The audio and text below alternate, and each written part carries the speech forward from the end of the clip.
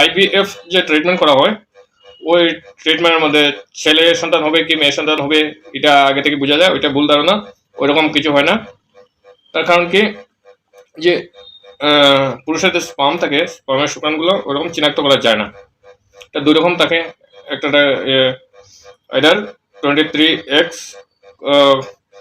Chromosome আর একটা থাকে 23Y ক্রোমোজোমের।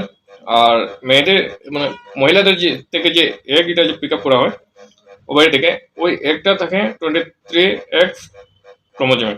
তখন যদি এক্স এর এক্স মনে করেন একটা আছে এক্স, আর শুক্রাণু যদি গিয়ে মানে স্পাম যদি মিলে এক্স তাহলে মেয়ে হবে, আর যদি এক্স অ্যান্ড ওয়াই মিলে তাহলে ছেলে হবে।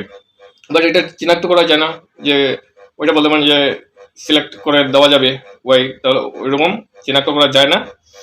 হ্যাঁ, ওইটা এখন একটাই উপায় আছে যেটা এমব্রিও বায়োপেসি বলে, বাট এটা আমাদের ইন্ডিয়ার মধ্যে ইনলিগেল, তার জন্য এটা করা হয় না। যদি আইভিএফ ট্রিটমেন্ট করেন তাহলে ছেলে সন্তানের জন্য করবেন না, এটা করবেন একটা ভালো সুস্থ একটা সন্তান পাওয়ার জন্য।